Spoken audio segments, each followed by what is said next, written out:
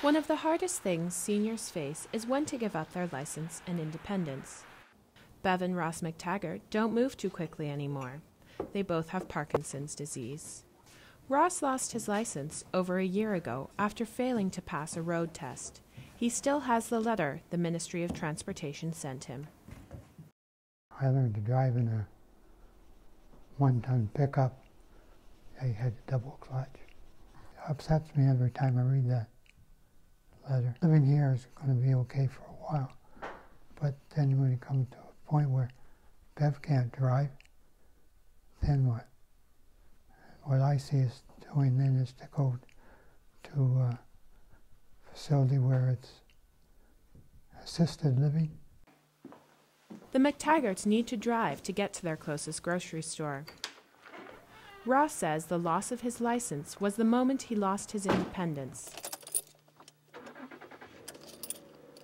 Bev now has to drive him to all of his appointments. In 2009, a private member's bill was put forward to introduce restricted licenses for seniors. Seniors would not have to road test on the 400 series expressways and would only be allowed to drive on secondary roads and city streets. Michelle Crone worked together with a London MPP to introduce the bill. It failed to pass, and now the MPP who introduced it is no longer in office. Hi, darling, I'm home. There's nobody to go to bat for us. I think the politicians, they don't realize that one day they will be old too and will be in the same predicament. They don't know what it is like to be trapped at home and having to beg for, these small services. Dan Prokop says only certain parts of driving are difficult for seniors. And now, to keep their independence, to keep their freedom to come and go as they wish, now they have to do that expressway.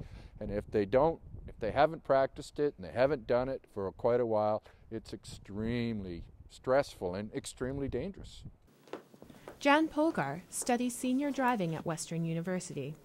When somebody loses a license in our particular culture where we depend so heavily on the car that there's social withdrawal, there's greater increases of depression, they become more dependent on people.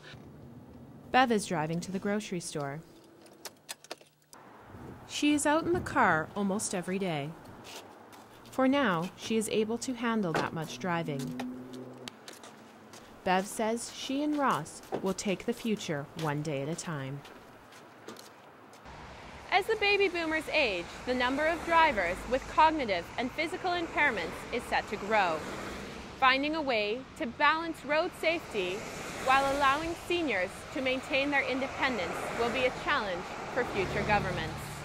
Nanette Van Doorn, Western News.